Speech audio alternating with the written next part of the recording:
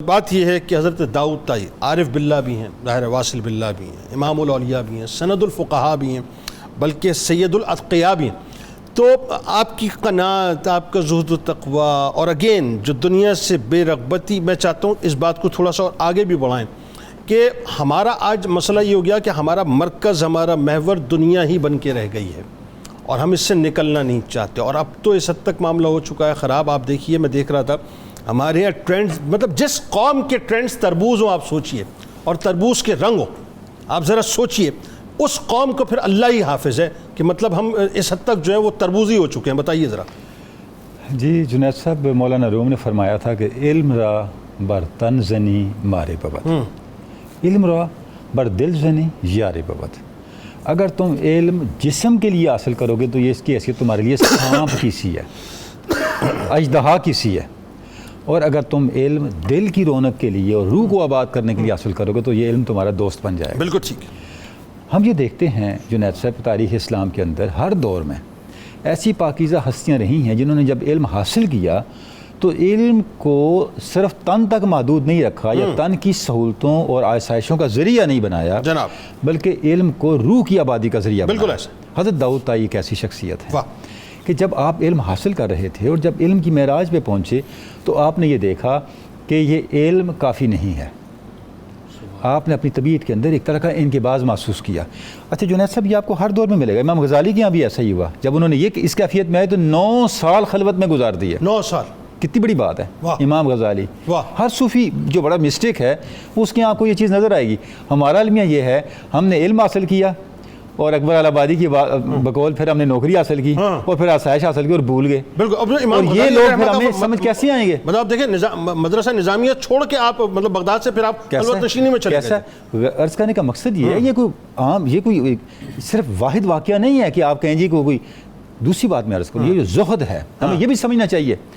زہد یا ترک دنیا جو ہے یہ بے عملی نہیں ہے، جی، یہ کاہلی نہیں ہے، یہ رہبانیت نہیں ہے، یہ دین کی حقیقت کو نافذ کر کے اس کی تاثیر دکھانے کا نام ہے۔ واہ واہ، سبحان اللہ۔ کہ اس معراج پہ پہنچتے ہیں جہاں پتہ چلتا ہے کہ دنیا کچھ نہیں ہے، دنیا بنانے والا سب کچھ ہے، یہ زہد ہے۔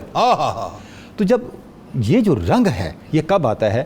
جب آپ کے اندر دنیا کی حقیقت کھل جاتی ہے۔ اچھا ایک بات ڈاکٹر صاحب، خاص طور آپ کی والدہ کی طرف سے جو آپ کو ورثہ ملا وہ چند ایک یہ سارا اسی کا حصہ تھا۔ یہ قناعت دیکھیں نا، وہ بتائیے نا، یہ اسی کا نتیجہ تھا کہ جس وقت آپ نے ایک کسی پڑھنے والے کا کلام کا ایک مصرع سنا، ایک شعر سنا، کتنے رخسار ہیں جو مٹی میں مل گئے اور کتنی آنکھیں ہیں جنہوں نے خاک کے ساتھ خاک ہو جانا ہے۔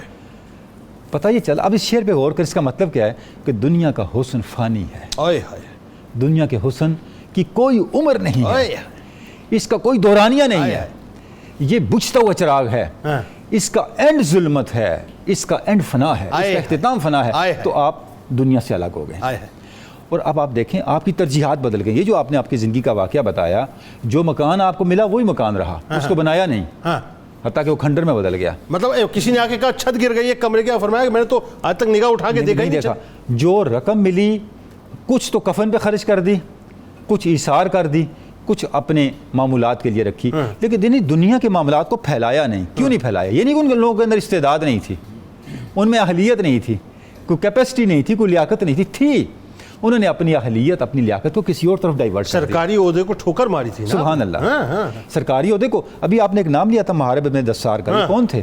یہ کوفہ کے گورنر تھے، جی جی جی جی، یہ اس وقت کے جج تھے اور سکہ محدث تھے۔ جو کہہ رہے ہیں وہ ان کی تعریف، وہ کہہ رہے ہیں اگر پہلی امتوں میں یہ ہوتے تو ان کا ذکر بطور مثال اور ہدایت کے قرآن میں اللہ تعالیٰ شامل۔ بتائیے، اللہ اللہ، یعنی یہ ہر منصب کے اہل لوگ تھے، اہلیت اس منصب کو پانے کی حاصل کرنے کے بعد اس منصب کو ٹھکرایا۔ کیوں ٹھکرایا؟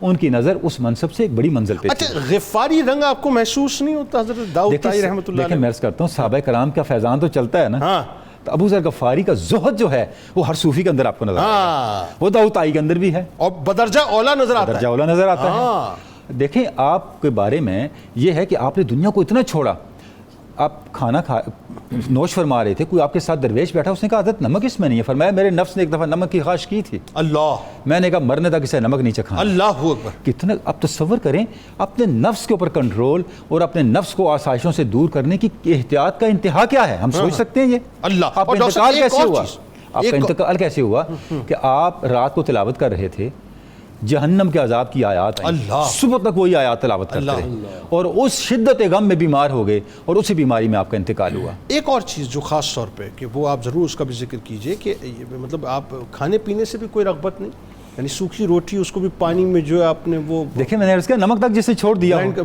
مطلب جنہوں نے اپنی آسائشوں کو اس حد تک چھوڑ دیا ہو. کیوں؟ دیکھیں جنید صاحب, بات یہ ہے جتنا زیادہ آپ کا کسی چیز کے بارے میں علم ہوتا ہے اتنا ہی اس چیز کے بارے میں آپ کانشیس ہوتے ہیں. بالکل. جب آپ کو علم, اب ہمیں پتہ ہے ہم پروگرام میں آ رہے ہیں بات کرنی, تو ہم بڑی احتیاط سے اسٹڈی کریں گے, احتیاط پڑھیں گے, کیئر کریں گے, جتنی چیزیں اپڈیٹ ہو کے آئیں گے نا, کیونکہ ہمیں کانشیس یہ ہے کہ ہم یہاں کے پروگرام میں بیٹھنا ہے. بالکل ایسے. جب آپ کے سامنے دنیا کی طرح زیادہ نہ کم از کم دنیا کی طرح آخرت کھلی ہوئی ہو تو آپ کی زندگی بدل جائے گی. بالکل ایسا. تو یہ تو وہ لوگ تھے جن کے سامنے آخرت دنیا سے زیادہ کھلی ہوئی تھی. ان کی نگاہ آخرت پر دنیا سے زیادہ تھی, وہ آخرت کو حقیقت اور دنیا کو دھوکہ سمجھتے تھے. اسے تو فرمایا ان اردت السلامۃ سلم علی الدنیا و ان اردت الکرامۃ کبر علی الاخرہ.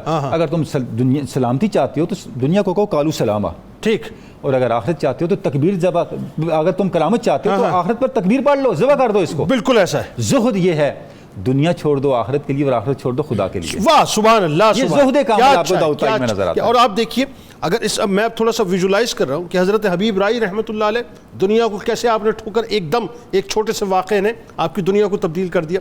خواجہ حسن بصری رحمۃ اللہ علیہ بیچ میں اور اوپر مولا کائنات ہیں. تو اگر آپ دیکھیں تو دو لیئرز ہیں نا, مطلب واسطوں کی دو لیئرز ہے. خیر القرون قرنی ثم الذین یلونہم ثم الذین یلونہم. اگر اس حدیث پاک کو بھی دیکھیں, آپ کے فرمان پاک کو, تو آپ قرون اولیٰ کے بہت قریب ہے نا. تابع تابعین تو بہت بڑا مرتبہ ہے, بعد کے اولیاء کی نسبت بہت بڑا مرتبہ ہے. تو وہ جو قربت ہے, زمانی قربت آپ صلی اللہ علیہ وسلم کے ساتھ, اس کی اپنی برکت ہے, وہ برکت بھی ان کی شخصیت کے اندر موجود ہے.